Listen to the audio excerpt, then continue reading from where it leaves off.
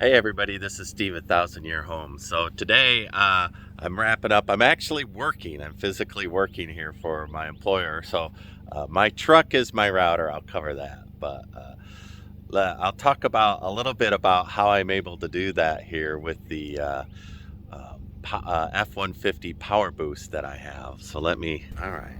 So my truck is actually my generator, and the way that this works is it charges itself. It turns on. Right now it's on, and it turns itself on, and it charges off the battery. So not only is it my generator, but it is my router. So I'll hit the features here. Power Pro on board. So you can see right now it's consuming 1430 watts on one, virtually nothing on the other. So if I plugged in a refrigerator, obviously I'd plug it into the B circuit, so you know it'd be balanced, which would be easier. So I've run an AC unit through the window. You can see the little external right there. So this truck has been running an AC unit straight on. It was 105 when I first got here, and well, yeah, I can't beat these with the metal just beating down on it. They're still hot. I'm able to at least make it functional. So just an impressive piece of equipment this thing is. And when it's done charging the battery, it'll go ahead and turn off the car, and then it'll run on battery mode. So I was monitoring it last night, and I heard it turn on maybe 4 times during the night. So if you take a look at my settings there, you'll see that I have the AC, which is on the red extension cord, the thick extension cord, and then I'm running the rest of the Connex off of B. So if I was to add, let's say, an angle grinder, I'd want to make sure I ran it through the B. So they're labeled A and B, and this is 240 right there, which I could use a welder on it. But so just make sure you keep it balanced, and your energy is pretty good. So I'm slowly getting there. I cut in the windows, I weatherized everything. We'll go in and take a look real quick at how I'm running the power inside the house.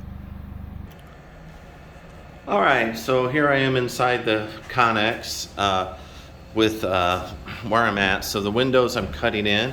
I'll cut in another door over here, and probably right about here. But you can see that this is just your regular portable AC unit, and it's doing pretty well. Right here it's 69. Feels good. But throughout the day it'll heat up these walls, and it won't be able to keep this place cool. It definitely needs the insulation. But talking about electricity, so I'm going to use that as my primary generator. I will cut in a sub box on the outside, and then I'll be able to plug that in, and I'll be able to run all 3 rooms electrics, the office, which is a guest bedroom, this bathroom, and then of course the main bedroom, which will be right there, French doors in. I'll have the electric for the ceiling on its own circuit ×3, and then anything big like the AC unit, and I'll also have an refrigerator in here, a little studio refrigerator. I'll have that on their own circuit, pulled all the way back, because I have 4 outlets in there, so I'll be able to load up the outlets appropriately.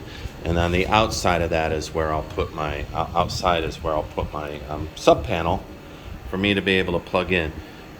Now I would love, I would love to go ahead and have a automatic transfer switch, but I've been shopping them, and I'd love to take that 240 off of there and put it on a transfer switch and split it to 2 110s, right, 120s. But I haven't been able to find the transformer yet. So, but that would be my goal, is to do that as well.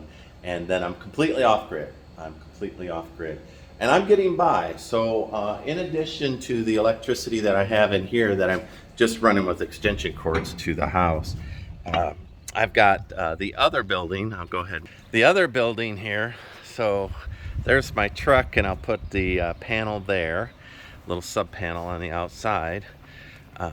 My other building, I've converted this into a charging station. So I've got my Jackery coming in right now, 51 watts coming in, just based on 2 of the Harbor Freight and Supply solar panels on the roof. So let me rotate. There's my jackery coming in, and then if you notice, I've got the solar coming through, and I drilled those holes in the vents, and the other side is plastic, and then I put a lot of gray tape on there so it won't cut the line. So then as I need to charge my batteries, I'm charging my batteries. So I've got my big 80 watt 40 volt, and then I've got my 18 volt there.